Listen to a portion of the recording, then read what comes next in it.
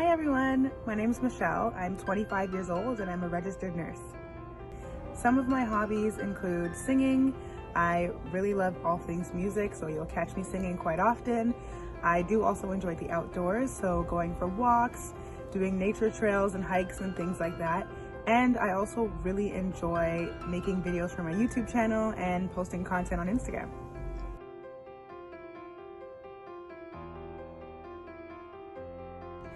So I've been a registered nurse now for just over 2 months.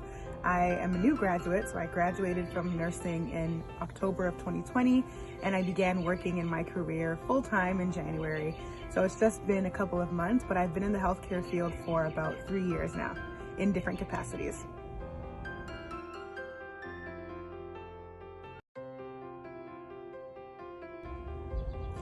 So I chose nursing because I love all things healthcare, I love all things medicine, and most importantly, I love being able to help people. It's a different type of feeling when you are a very integral part of someone in their health journey, in their journey to recovery, and just in their overall life. And I found that nursing was a great way to be able to just really help people in that capacity. And so that's why I chose to go into nursing.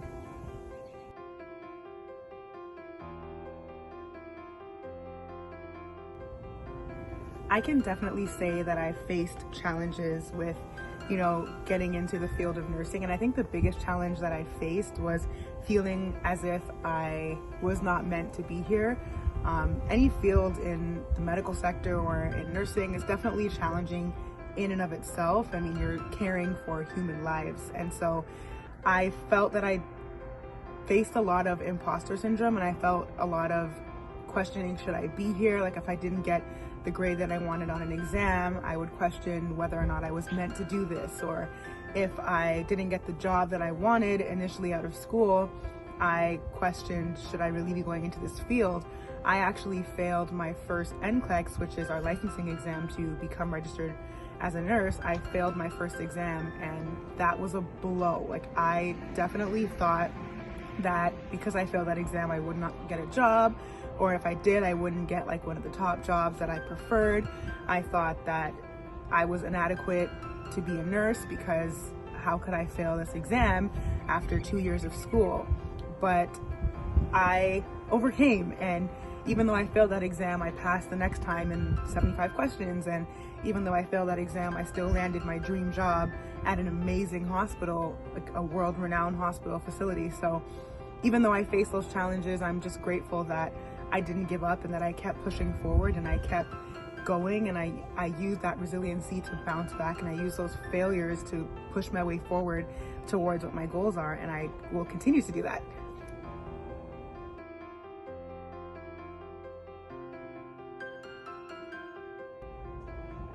I would say the steps that I took to get where I am today would be lots of research, always Googling and searching and finding people who are where I want to be and reading up on how they got there, and always just doing lots of research, researching programs, researching schools, researching what fields I could get into, whether it's in nursing or in medicine, looking at where I can get to. And I think it's very important to also surround yourself with people that are like-minded.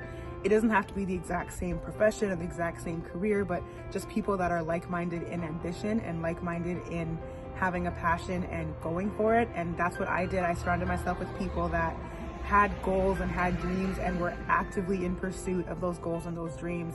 And I found that those are the people that when I felt like giving up would be right behind me saying, no, this is what you want to do. This is your passion. Keep going. And so surrounding yourself with the right crowd is something that's so important. That's something that I did, and doing lots and lots and lots of research into what it is you want to do, where you want to go. There's so much information out there to be found, and so that's what I did. I took it upon myself to really know the ins and outs, connect with people who are in that field, who are in that career choice, and really talk to them, ask them how they got there, ask them for tips, ask them for mentorship. Mentorship is a really big thing, and I have a couple mentors that I glean information from and that I lean on from time to time. So those are some of the ways that I, got to where I am today.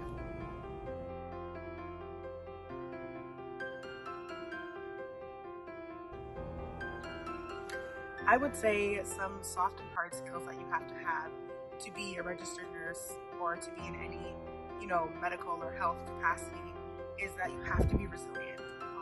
I've already, in my 2 short months of being a nurse and working full time, have come across some very difficult and very emotionally challenging situations. And you have to be able to, face that situation, still provide the best care that you can without allowing yourself to be emotionally burnt out and face like compassion fatigue. So that resiliency is a huge thing. I also think it's important to be able to compartmentalize because you can't bring your personal stressors into the workplace. You have to be able to leave that at the door, focus on your patients, take full care of your patients, and then pick it back up when you leave. Like, you can't bring your emotional distresses into work and take them out on your patients. That would be totally inappropriate. So I think a really big thing is knowing how to compartmentalize and knowing how to, be selfless. Just be able to put other people's needs before yours, because that's the essence of nursing. That's the essence of healthcare. That's the essence of medicine, is being able to put someone else's needs over yours, because ultimately you want to care for your patient in the best way possible, making sure they receive the best care possible. And so those are just a few soft or hard skills that I think are important to operate in this capacity.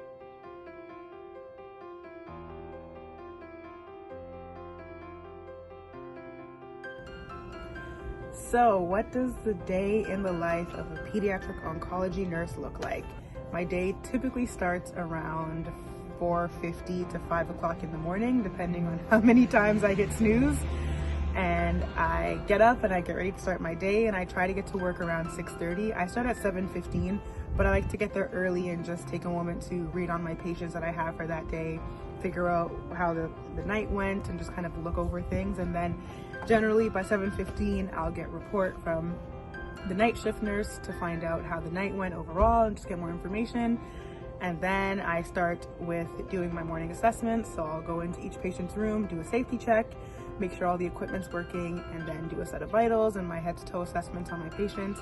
And then it's just preparing meds and going through the day as the day comes. Like, you'll have patients that have to go for procedures, or things can change drastically and you'll just have to adjust as they change, or you'll get new orders to start or stop different things. And so each day is different. Each day you don't really know what you're going to be faced with. And so I just take each day as it comes. And then my shift typically ends around 7:30-ish, depending on the day. And so I'll give report to the night shift nurse who's coming on and tell them how the day went and whatever changed and if anything changed, and just give that full breakdown. And then I go home and I shower and I eat and I go back to bed, and then I do it all over again the next day. So it's a 12-hour day for me, and that's pretty much how my day goes.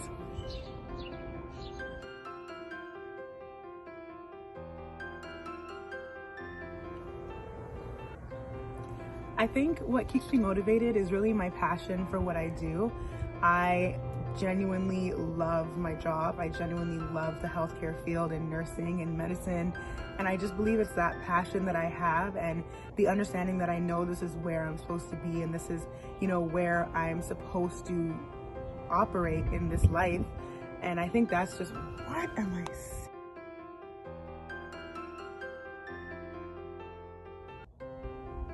I would say I'm very much inspired by success stories, but those success stories where all the odds were stacked against people and they were told they were never going to make it, they were never going to be successful, and they still were able to overcome.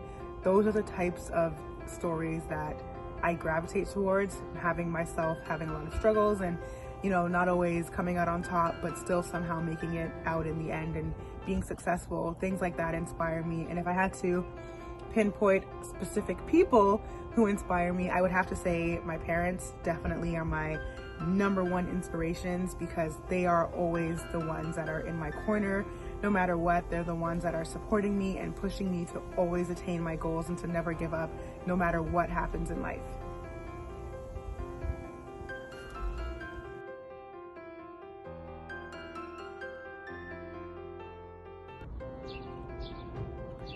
So my long-term goals for my career are to continue to advance my career.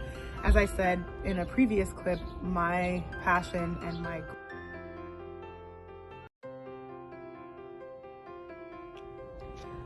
I would say I maintain a work-life balance by leaving work at work and making home my safe place.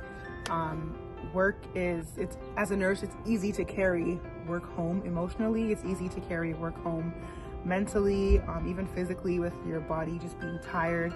But I try my best to make sure that when I walk out of the hospital, I leave that day in the hospital and I go home and I make sure that I still do things that are entertaining to me. So if that's binge watching Grey's Anatomy all over again, all 15 seasons, I will do that.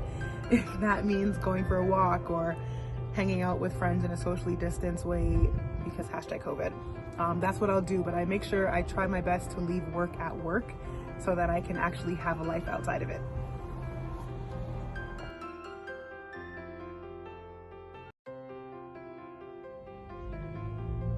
My advice for someone who is thinking of getting into nursing, go for it. If you have that passion, if it's something that you really feel drawn towards, go for it. Don't let naysayers or even grades, make you feel like you can't get to where you want to get. Pursue it, go after it, and go full throttle. Like, put your all into it. It's such a reward.